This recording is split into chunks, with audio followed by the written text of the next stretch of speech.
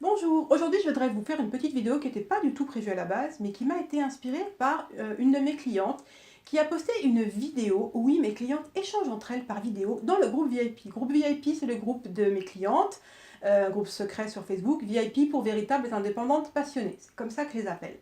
Et donc dans cette vidéo, elle est venue partager quelque chose d'extrêmement intéressant qui je pense devrait vous interpeller et j'espère qu'il va vous tilter. Donc elle est venue expliquer que depuis 3 jours, elle s'est littéralement pourri la vie et par extension qu'elle a pourri la vie de toute sa famille parce qu'elle était mécontente, elle était en colère contre elle-même. Pourquoi?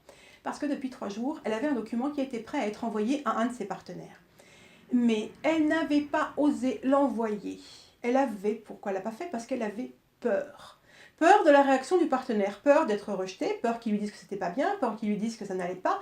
Elle a eu peur tout simplement. Et ce matin, sur un coup de tête, elle en a eu marre et elle a envoyé ce document. Et elle nous explique dans la vidéo que moins de 5 minutes après, elle a reçu un mail dithyrambique du partenaire qui est aux anges, qui est absolument satisfait, heureux, ravi de ce qu'elle a fait.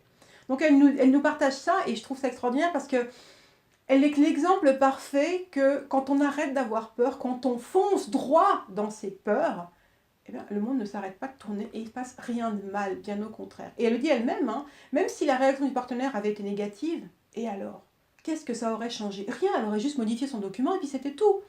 Donc je voudrais vraiment ce matin, encore une fois, oui je sais, je suis pénible avec ça, parce que je vous parle plus de peur et d'auto-sabotage que de marketing et de web marketing et de communication. Pourquoi?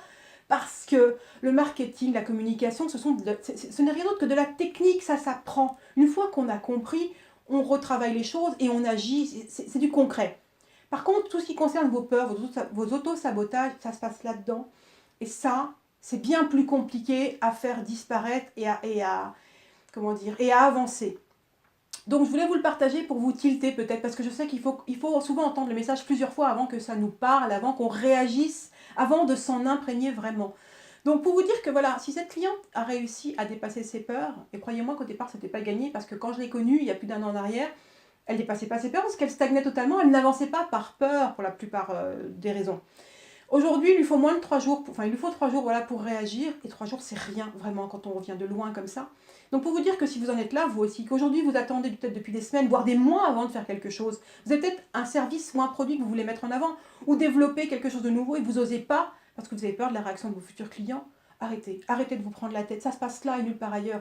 Dites-vous bien qu'il ne va rien se passer de grave, vous lancez et vous verrez bien, c'est pas grave, même si ça ne marche pas, qu'est-ce qui se passe? C'est votre ego qui en prend un coup. Et alors, on s'en fiche. Moi aussi, j'ai des choses qui n'ont pas marché. Je vous ai fait une vidéo, non, c'était un texte. Je vous ai fait un article là-dessus il y a 1 an et demi, je sais plus.